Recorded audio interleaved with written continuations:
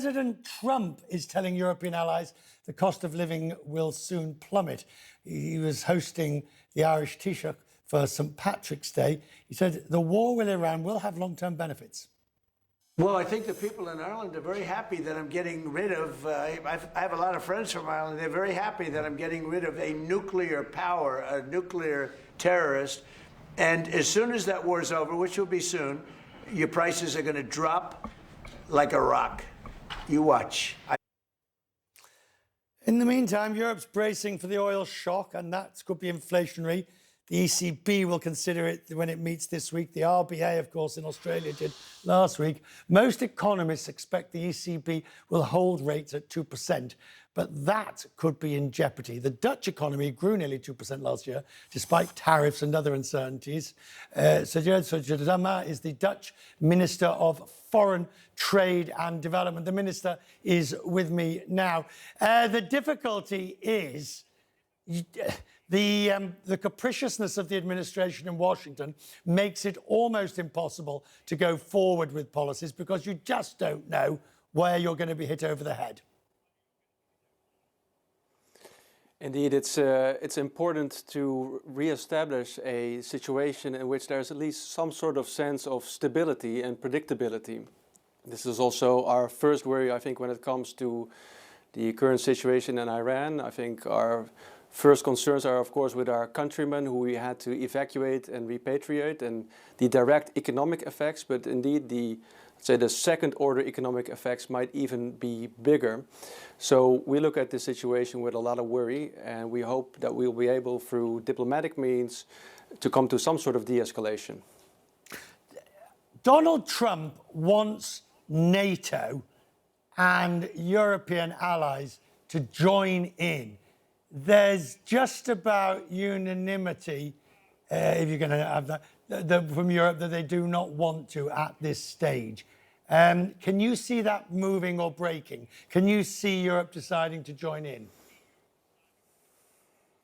Well, I'm not going to predict anything, I think, in the near future, because the dynamic seems to be changing every day. But indeed, European leaders, European ministers of foreign affairs, talking through this request, this issue yesterday, I think were conclusive and consensual in the sense that for now they do not see a European role in the Strait of Hormuz.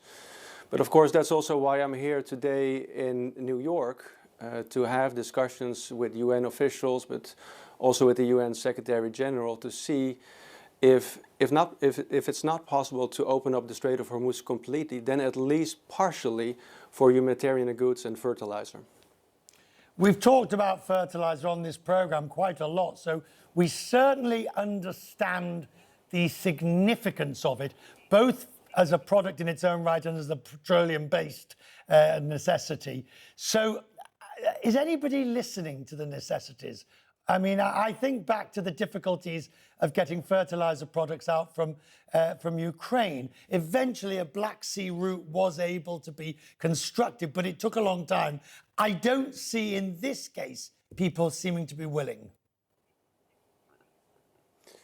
I'm an optimist by duty, of course. But the importance of fertilizer, I think, cannot be overstated. Of course, the lack of fertilizer on the world market means that, for instance, in Europe, prices go up, but we'll still have access to fertilizer. Whereas when it comes to the global south, it might mean that there will not be fertilizer at all, with disastrous consequences, I think, for food production. So I'm not sure if we have the luxury to be pessimistic. I think we have to employ every means possible, including, of course, through the good offices of the UN, the good offices of the Secretary General of the UN, to see if at least the safe passage and the free passage of humanitarian goods and fertilizer might be possible.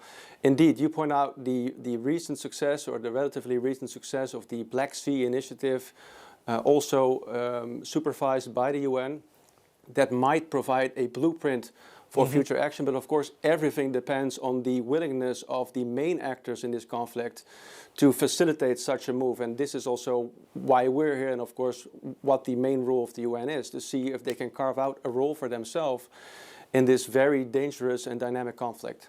Minister, I'm grateful you've taken time for from your visit in New York to talk to us tonight on Quest Means Business. Thank you.